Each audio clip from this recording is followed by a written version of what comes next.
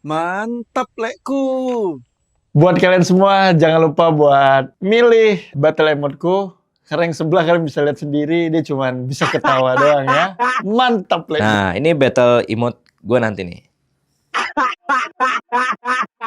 Guys, jadi jangan lupa nanti akan ada battle emote antara gua dan Aura ya. Jadi ada dua itu di tanggal 17 September, oke? Jangan lupa voting battle emote gua ya, daripada sebelah ya. Karena biar gua yang cair-cair ya. Oke, jangan lupa voting.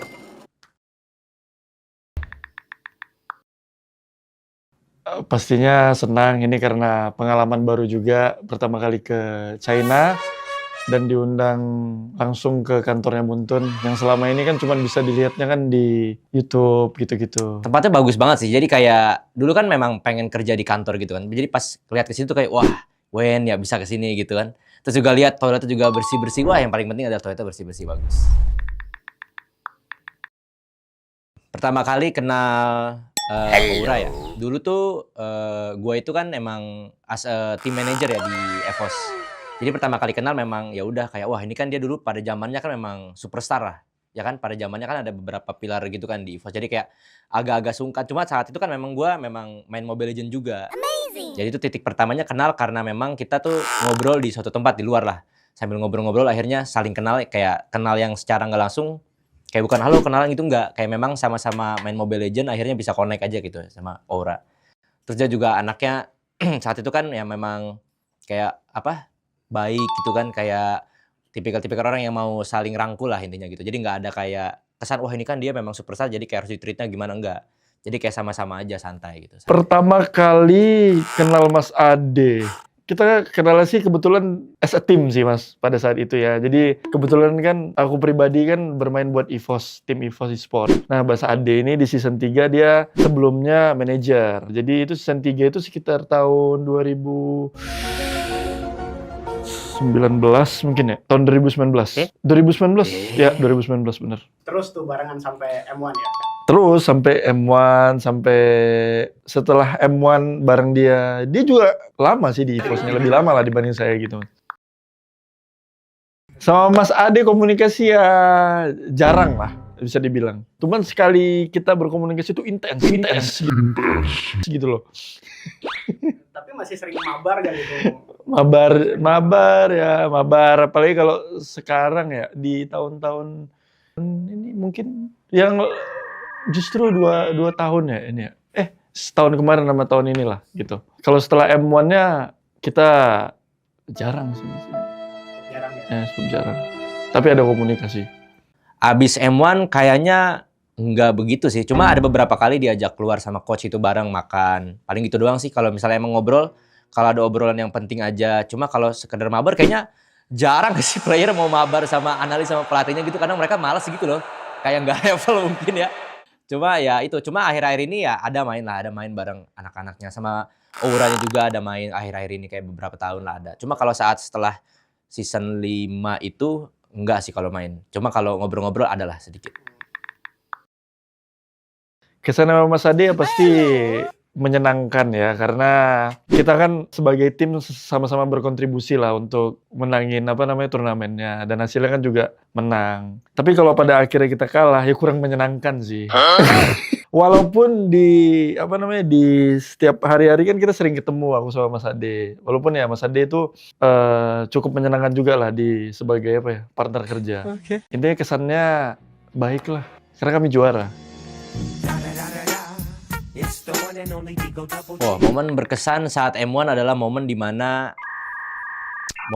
kita tuh latihan sih. Soalnya tuh nganggap itu untuk pertama kalinya di sport tuh kayak itu kan ibaratnya kan karir baru ya, karir baru gue di sport kan. Terus ketemu sama orang-orang kayak gini tuh kayak jarang, kayak one of a kind gitu bisa dapat kesempatan kayak gini kan. Jadi momen yang sangat gue ingat adalah momen dimana pas kita tuh ada satu orang yang males buat latihan. Tapi semuanya tuh ngerangkul. Jadi kayak nggak, ya kan ada yang kayak nggak peduli gitu, ya udah lu nggak latihan, udah ya udah bodo amat gitu kan. Tapi di saat itu kan momennya tuh ngerangkul semua. Jadi kalau di zaman M1 semuanya tuh dengerin Aura. Jadi apapun problemnya pasti pada akhirnya mereka tuh respect kalau misalnya Mas Eko yang ngomong. Kita kan sebagai tim sama-sama berkontribusi lah untuk menangin turnamennya, dan hasilnya kan juga menang. Oh, nggak pernah kalah. Nggak pernah kalah sama sekali. Nah makanya itu momen yang akan gue selalu inget sih.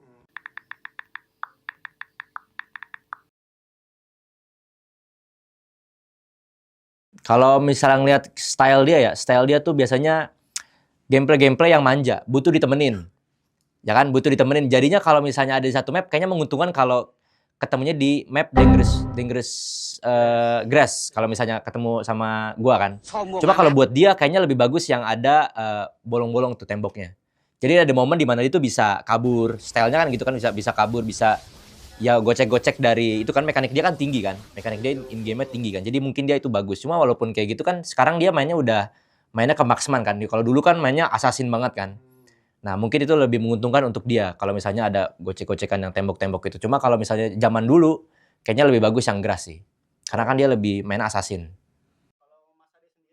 Kalau gua sendiri sih, gua lebih suka yang gue suka dua-duanya sih, mau Dangerous Grass atau enggak yang bolong-bolong itu oke juga sih. Cuma kayak gue kalau lebih dipilih, lebih menguntungkan kalau gue ketemu yang Dangerous Grass sih. Karena kan memang gue sukanya, karena sekarang udah tua ya, mekanik tua lebih suka ngumpet-ngumpet, cari-cari farming, cari-cari apa ya, kita main rotasi. Mekaniknya udah kurang tuh. Jadi main rotasi, farming, cari-cari celah, supaya gue tuh bisa nangkep musuh gitu aja sih sekarang. Gue lebih suka yang itu. Grass.